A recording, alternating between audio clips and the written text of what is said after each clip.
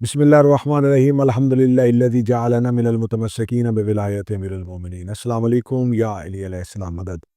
پوری دنیا میں رہنے والے مومنین اکرام، جیسا کہ آپ جانتے ہیں کہ محرم الحرام 1447 ہجری کی آمد ہے۔ چاند آسمان پر طلوع ہو جائے گا، اور یہ چاند صرف ایک نئے سال کے مہینے کی خبر نہیں دیتا، بلکہ اس کے ساتھ شہادت حضرت امام حسین علیہ السلام کی خبر لے کر طلوع ہوتا ہے۔ پوری دنیا کے رہنے والے محبان اہل بیت سوگ میں ڈوب جائیں گے، غم کی کیفیت چھا جائے گی، اور زمین پر شہادت حضرت امام حسین علیہ السلام پر ایک گریہ اور ایک احتجاج کا سلسلہ شروع ہو جائے گا۔ پوری دنیا میں رہنے والے وہ تمام لوگ جو حضرت امام حسین علیہ السلام کو نواسۂ رسول سمجھ کر، امام برحق سمجھ کر، خاتون جنت کا بیٹا سمجھ کر ان سے محبت کا دعویٰ ضرور کرتے ہیں، لیکن جو ہی محرم کا مہینہ آتا ہے تو ان کے ہاں بہت سے سوال اٹھنے شروع ہو جاتے ہیں۔ میں ان سے مخاطب ہوں، میں ان سے کچھ گزارشات کرنا چاہوں گا۔ محرم وہ مہینہ ہے کہ جس میں زمانہ جاہلیت میں بھی جس کا احترام کیا جاتا تھا۔ محرم وہ مہینہ ہے کہ عرب جس مہینے میں اپنی تلواروں کو نیام کے اندر رکھ لیا کرتے تھے، لیکن جس مہینے کا عرب کے بدو حیا کرتے تھے اس کا مسلمان حیا نہیں کرتے۔ جیسے ہی محرم آتا ہے، بہت سے فتنہ گر جو ہیں وہ اپنی فتنہ گری کو شروع کر دیتے ہیں، اور نت نئے اعتراضات صرف عزاداری پر نہیں، ماتمی جلوس پر نہیں، امام حسین علیہ السلام کی عزا پر نہیں، بلکہ ان کو تکلیف غم حضرت امام حسین سے زیادہ امام حسین علیہ السلام سے ہے۔ وہ حمایت یزید پر آوازیں اٹھنی شروع ہو جاتی ہیں۔ میں ان سے مخاطب ہو کے چند گزارشات کرنا چاہوں گا۔ دیکھیں، سوشل میڈیا کا دور ہے۔ ایک دور تھا جب آپ کو یہ کہہ کے مجلس حسین سے روک لیا جاتا تھا، اور بہت سے ایسے اعتراضات کیے جاتے تھے جس اعتراضات کو آج کے سوشل میڈیا نے ہمیشہ کے لیے دفن کر دیا۔ ایسے بیہودہ اعتراضات مجلس حضرت امام حسین علیہ السلام میں، شام غریباں پہ، لنگر حضرت امام حسین پر، نیاز حضرت امام حسین علیہ السلام پر، ایسے بیہودہ اعتراضات کیے جاتے تھے جس میں عام مسلمان جو ہے وہ اسے حقیقت سمجھتا تھا۔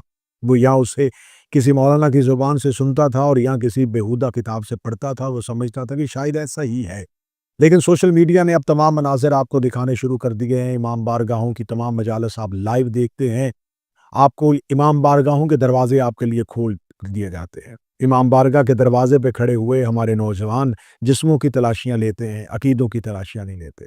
دروازہ حضرت امام حسین علیہ السلام روز عاشور، جیسے کہ حضرت امام حسین علیہ السلام نے حر کا استقبال کیا تھا، محرم کا چاند طلوع ہو جائے گا اور امام حسین کے گھر کے دروازے کھول دیے جائیں گے۔ یہ دروازہ نہیں کھلا، بلکہ حسین اپنے بازو کھولے ہوئے ہیں۔ حسین چاہتے ہیں کہ آج بھی کوئی حر بننا چاہے تو آئے مجلس حضرت امام حسین ابن علی علیہ السلام پر۔ مجلس حضرت امام حسین پر اعتراضات، اور اعتراضات میں ایک اعتراض یہ کہ قتل حضرت امام حسین علیہ السلام پر ایک احتجاج ہے۔ یقین کیجئے یہ احتجاج ہے حضرت امام حسین علیہ السلام کی شہادت پر، ان کے خاندان کی شہادت پر، لیکن یہ احتجاج اپنے اندر ایک معنی رکھتا ہے۔ ہم یہ پوچھنا چاہتے ہیں کہ شہادت حضرت امام حسین علیہ السلام کا ہدف کیا تھا؟ مقصد شہادت حضرت امام حسین کیا تھا؟ کہ حضرت امام حسین علیہ السلام کی شہادت کا مقصد یہ تھا کہ امام حسین علیہ السلام سے اس دور کا حکمران فاسق و فاجر یزید بیعت کا مطالبہ کر رہا تھا، اور حسین ابن علی وہ بیعت نہیں کرنا چاہتے تھے، جس بیعت کے انکار کی وجہ سے حضرت امام حسین کی شہادت ہو گئی۔ تو میں اپنے مسلمان بھائیوں سے، اپنے اہل سنت بھائیوں سے مخاطب ہو کے، شیعہ کے علاوہ جتنے مسالک، جتنے فرقے، ان سے مخاطب ہو کے کہوں گا کہ حضرت امام حسین علیہ السلام کی شہادت کی وجہ انکار بیعت نہیں۔ اگر انکار بیعت ہی حضرت امام حسین علیہ السلام کا ہدف ہوتا تو میں مدینے میں بہت سے نامور اصحاب کے بیٹوں کو دکھا سکتا ہوں جنہوں نے یزید کی بیعت نہیں کی تھی، لیکن وہ مدینہ میں موجود رہے تھے۔ بعد میں بیعت کر لی گئی، اس میں بہت سے سوالیہ نشان بھی ہیں، اور تاریخ کے بہت سے حقائق بھی ہیں۔ بہت سی ایسی شخصیات تھی، نامور اسلام کی شخصیات تھی، جنہوں نے یزید کی بیعت نہیں کی، لیکن وہ مدینہ میں موجود رہے۔ انکار بیعت کی وجہ سے کیا حضرت امام حسین علیہ السلام کی شہادت ہوئی؟ دوسرا اعتراض، حضرت امام حسین علیہ السلام کی شہادت ہوئی ہے بقائے دین کی وجہ سے، بقائے نماز کی وجہ سے۔ قتل حضرت امام حسین علیہ السلام کا فتویٰ دینے والے قاضی جو تھے وہ دین کا لبادہ اوڑھے ہوئے تھے۔ نماز جمعہ کے خطبوں میں حضرت امام حسین علیہ السلام کے قیام کے خلاف تقریریں کی جا رہی تھیں اور لوگوں کو قتل امام حسین پر اکسایا جا رہا تھا، مساجد کے منبر کو امام حسین کے خلاف استعمال کیا جا رہا تھا، مفتیوں کو امام حسین کے خلاف استعمال کیا جا رہا تھا، مورخین کو حضرت امام حسین کے خلاف استعمال کیا جا رہا۔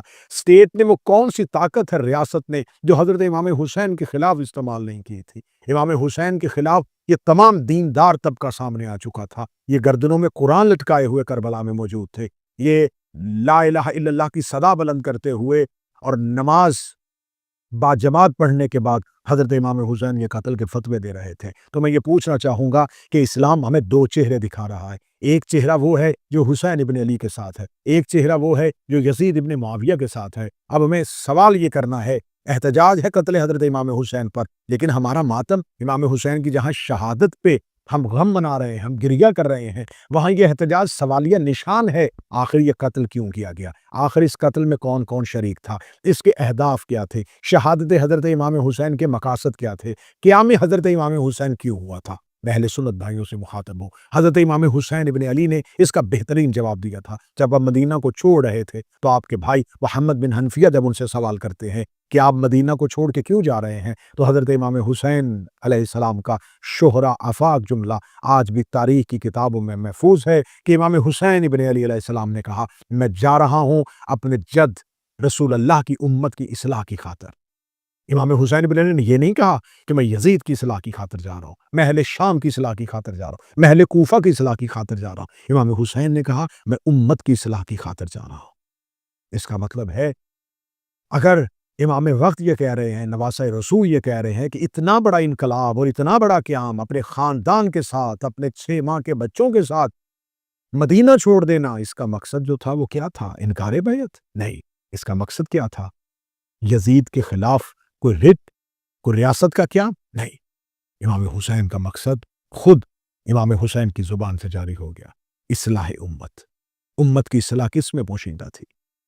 امت کس فساد کا شکار ہو چکی تھی؟ امت کس نقطہ سے ہٹ چکی تھی جس کے لیے حسین ابن علی ان کو واپس لے کے آنا چاہ رہے تھے؟ اگر آپ تاریخ میں موجود ان تمام حقائق کو تلاش کریں گے تو یقین کیجئے گا جو آخر میں نتیجہ آپ کے دامن میں گرے گا وہ یہ ہے کہ شہادت حضرت امام حسین ہے انکار غدیر کی وجہ سے۔ انکار غدیر کرنے والوں نے قتل امام حسین کیا۔ امام حسین علیہ السلام کی شہادت صرف اور صرف غدیر کے مطالبے میں مومنین کو اور مسلمانوں کو اکٹھا کرتا تھا۔ رسالت مآب جس ولایت، جس حاکمیت، جس امامت کے نظام کا اعلان کر کے گئے تھے، لوگ اس نظام سے انکار کر چکے تھے، لوگ اس سسٹم کو ختم کرنا چاہ رہے تھے جس کا غدیر میں باضابطہ اعلان ہو چکا تھا۔ غدیر کا اعلان صرف مولا امیر المومنین حضرت علی ابن ابی طالب علیہ السلام کی خلافت اور امامت کا نہیں تھا، صرف امامت امیر المومنین پہ نہیں، بلکہ امامت امیر المومنین سے لے کے سرکار ولی العصر تک تمام ائمہ کی امامت، ولایت، حاکمیت، حکومت اور ان کے نظام ہدایت کے تسلسل کا اعلان غدیر میں ہوا تھا۔ جس نے جس دور کی حجت اور امام کا انکار کیا تھا، اس نے غدیر کے خطبے کا انکار کیا تھا، اس نے رسول اللہ کی تقریر کا انکار کیا تھا، اور وہ انکار رسول اللہ کا انکار نہیں تھا، کیونکہ رسول اللہ نے غدیر میں اپنی مرضی سے یہ اعلان نہیں کیا تھا، اللہ کے حکم سے کیا تھا۔ اس کا مطلب ہے انکار غدیر انکار توحید ہے، اقرار غدیر اقرار توحید ہے، اور کربلا اقرار غدیر کا نام ہے، کربلا کا انکار انکار غدیر کا نام ہے۔ غدیر ہی کے تسلسل کو کربلا کہتے ہیں۔ امام حسین ابن علی کا مقصد بڑا واضح تھا۔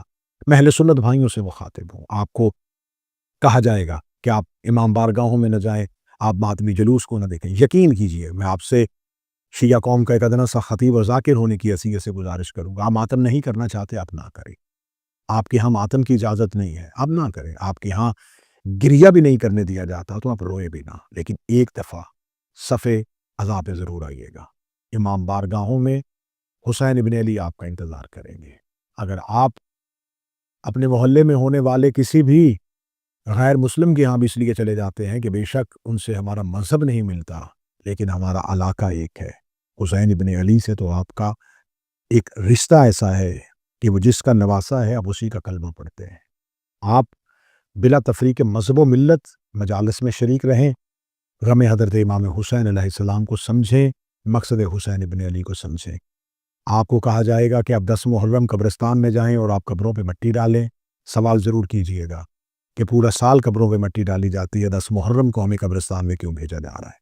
اگر آپ سے یہ کہا جائے مجلس حسین میں جانے سے نکاح ٹوٹ جاتا ہے، تو آپ کہیں کہ مجھے کوئی ایسا فتویٰ دکھائیں کہ شراب پینے سے نکاح ٹوٹ جاتا ہو، کبھی آپ نے کہا ہو کہ زنا کرنے سے نکاح ٹوٹ جاتا ہو۔ جب مولانا شراب اور زنا پہ نکاح ٹوٹنے کا فتویٰ نہیں دیتے تو مجلس حسین میں جانے کا یہ فتویٰ کیوں ہے؟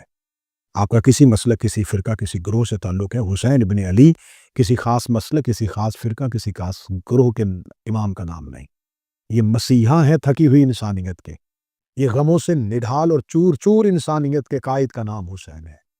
یہ پہلا انقلاب کا وہ بانی ہے جس کا انقلاب آج بھی سر چڑھ کے بول رہا ہے۔ آج بھی ہر دنیا کا مظلوم یہ چاہتا ہے کہ اس کے امام کا نام حسین ہو، اور ہر دنیا کا ظالم جو ہے اس کا سربراہ یزید ہے۔ اگر آج پوری دنیا میں، آج خطے میں تبدیلیاں ہو رہی ہیں، اگر آپ آج کسی بھی ظالم کا انکار کرنا چاہتے ہیں، کسی بھی مظلوم کی حمایت کرنا چاہتے ہیں، تو آپ کو حسین ابن علی کے کیمپ میں آنا پڑے گا۔ آخری گزارش میں شیعہ نوجوانوں سے کروں گا، اب سوشل میڈیا پہ آپ کو مختلف قسم کے اذیتوں کا سامنا کرنا پڑے گا۔ آپ کو ایک پلاننگ کے تحت شیعہ نوجوانوں کو اس تمام معاملات میں الجھانے کی کوشش کی جائے گی۔ آپ سوشل میڈیا استعمال کر رہے ہیں تو دنیا اس وقت ایک حالت جنگ میں ہے۔ آپ کوشش کیجئے گا کہ آپ کوئی بھی پوسٹ کرتے ہو، کوئی بھی تحریر لکھتے ہو، ذمہ داری کا مظاہرہ کیجئے گا۔ آپ کے نام کی بنی ہوئی اگر کوئی بھی آئی ڈیز ہے تو آپ ان کو فوراً سمجھیں، ایسا نہ ہو کہ محرم میں آپ کے نام پر کوئی غلط پوسٹ کر کے آپ کو اس کا قصوروار ٹھہرا دیا جائے۔ ذمہ دارانہ گفتگو کیجئے گا، ذمہ دارانہ بات کیجئے گا، اپنے اہل سنت دوستوں کو زیادہ سے زیادہ مجالس حضرت امام حسین کی زینت بننے کی ترغیب دیجئے گا۔ خداوند متعال میرے وطن کا حامی و ناصر ہو، میرے وطن میں رہنے والے تمام محبان اہل بیت رسول صلی اللہ علیہ وآلہ وسلم کا محافظ ہو، اور خدا ہمیں حق بولنے، حق کہنے، حق سننے، حق سمجھنے، حق سوچنے کی صلاحیت عطا فرمائے۔ مجھے اپنی دعاؤں میں یاد رکھیے گا۔ السلام علیکم یا علیہ السلام۔